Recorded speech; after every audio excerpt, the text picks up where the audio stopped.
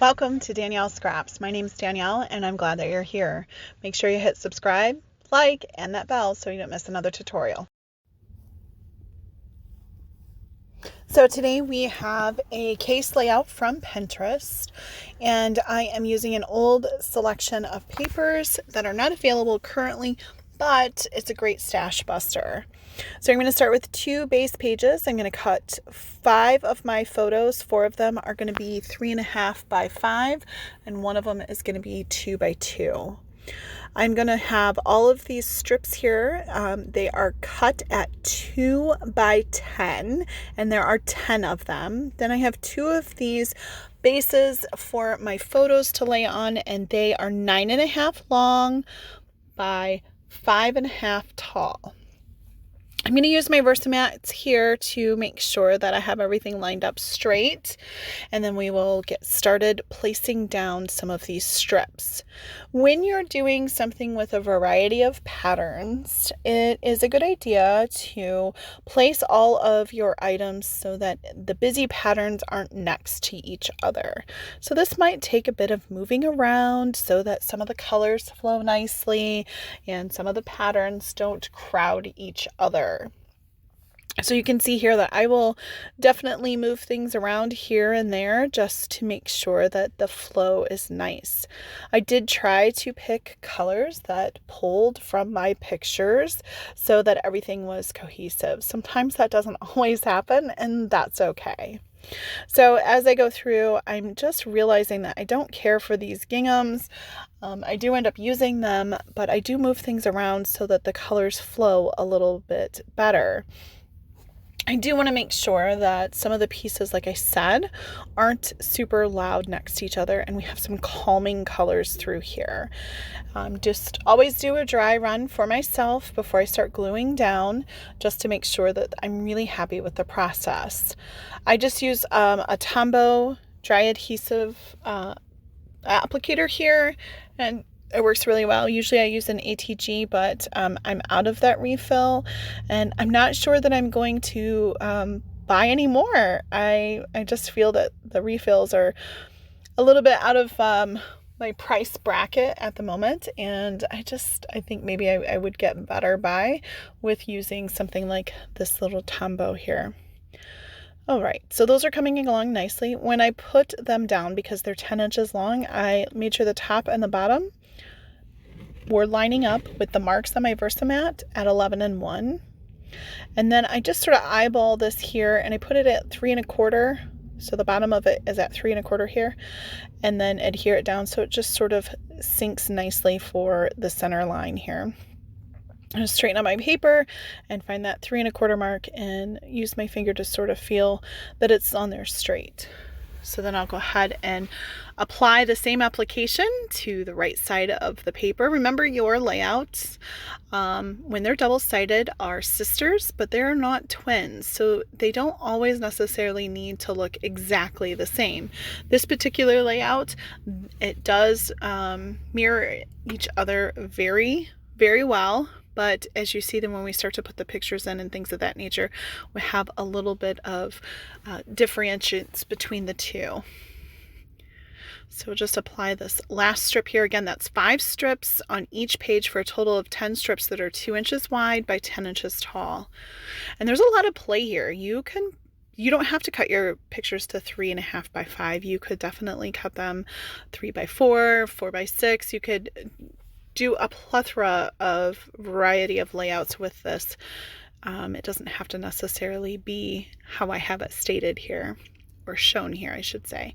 I just sort of went with what I saw on Pinterest, and they had an area where you could download the instruction guide and you could for free and get the sketch or what have you, but I just eyeballed it based on the photos that they used, and here we go. So I did cut a dark gray or a charcoal piece for my 2 by 2 photo here, but you'll see at the very end when I show my still pictures of the finished layout that I went with a white daisy instead, just so that it would pop better. And then I did put all of the pictures that are 3.5 by 5, I butted them right up to each other, and these are beautiful pictures of my grandmother here. but I butted them right up to actually there because that's exactly how the sketch had that. But as I was thinking through this, if you made your base of the photo mat here just a little bit taller, you could definitely do a lot with this structure. Okay, so let's get started on some clustering.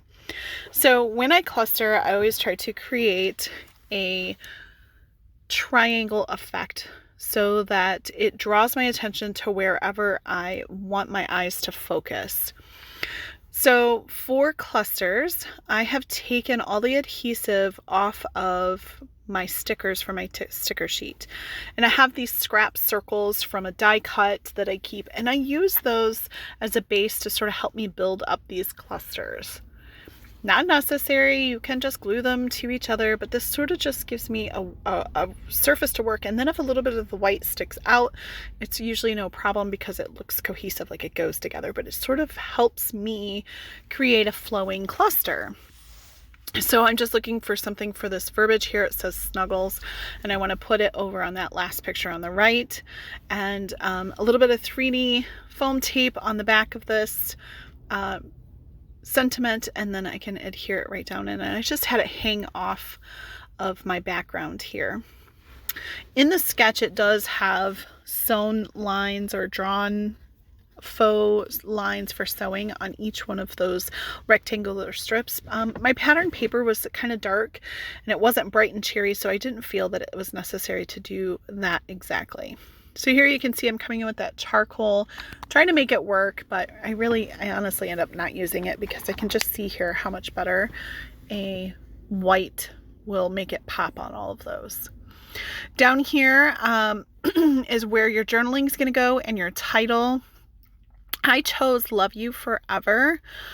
This was appropriate for the pictures that are here. My grandmother passed a couple years ago, so of course we're going to love her forever, and this will just be a great layout to showcase that love that we have for her. They were all stickers. I probably didn't need to take the stick off the back, but I did. I used an anti-static pouch off camera and applied that to the back to each one of these stickers that you see here as I'm building my cluster up. So I'm just going to dry run these. I love the little flowers in here. This is from a kit that was intended to be for a newborn baby, boy or girl, because the pages are reversible. And so I just picked up all the floral arrangements and the butterflies and some of the hearts from that to create this layout here. And I really like how it comes together. So when you're making your clusters, take your time, dry run them, just make sure that you like how it is coming into place. Again, I'm just using this circle for a starting point for me, just so that I have something to go off of. Don't be afraid to move them around, to change them, even after you've done your dry run, just to make sure that it is exactly where you want it to be. Obviously, it helps to start with the back pieces first and build to the top, but sometimes if you just put just a little bit of adhesive on there, you can tuck and twist and add things as you need to. So I brought in the roses in the front so that I had like a starting point here, and I can just tuck all of these other pieces in to make this little cluster. I'm not sure what I'm doing with my hands there, but I'm definitely trying to talk about the cluster here. All right, so as we're going through and adding these on, remember that when you are doing your clusters, the top layers are where you want to add your 3D foam tape and things of that nature. You kind of add them to the back, but whatever you add to the back, you're going to add to the front. So if you do a layer in the back, then it'll be 2 layers and then 3 layers and so on and so forth. So this is one of the reasons why I like using these little circles. They're just scraps, like I said, from a die cut that are perfect for these. Sometimes you can see them and sometimes you can't. So I'm going to come in with some foam tape here and just put that in. And as I put the foam tape in, it pops it up and elevates it. I'm going to add a little bit more foam tape to my sentiment here. And my sentiment says "Sent from Heaven," which if you ever knew my grandmother, you would say she was sent from heaven. She was an amazing lady. And so I just add that a little bit there. And then I'm also, before I put this on, I'm going to stop for a second and grab some embellishing thread. So this is retired, but I love it. It's silver and it's shimmery, and I'm going to wrap it around my fingers and tuck it behind my sentiment here. So there's another way to add to a cluster. So if you have twine, embellishing thread, embroidery thread, anything where you can sort of make a mess or a ball of small fibers, it's perfect for adding to your cluster. It just sort of gives it a little bit of emphasis that without taking away from the actual cluster itself. So as you can see on the right hand side is going to be a part of my triangle with that first cluster that we did. And this is going to be a second point for the cluster. And then you'll see at the top, the one cluster we haven't started yet will be the top point of my triangle. And so I hope that helps make sense, where it draws the eye around the entire page and you're looking at all of the elements. I'm going to add a little bit of Tombow here just to help secure some of those loose ends that I tucked in. And I'm going to add this right to the bottom of that cluster and add a little bit of adhesive to the back, and we're ready to put this down.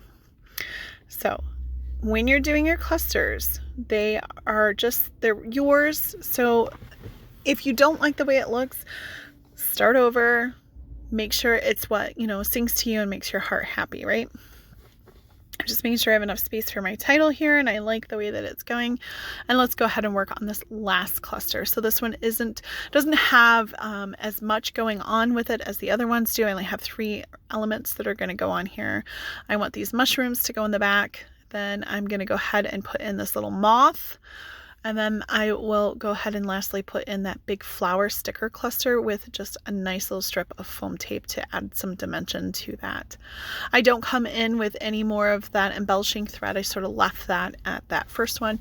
You very well could add embellishing thread to each one of your clusters if you wanted to. And so this is going to go at the top of my page here. It's going to cover a section of my picture, but it's just enough that it's going to leave enough room for my title. I will do a little extra work off camera here, like I said, that you will see at the end, but you have a very good base for how this comes together. So I really hope that you enjoyed this tutorial and that I've given you some inspiration to go ahead and create something very similar. Until next time, I'll see you soon. Bye, everybody.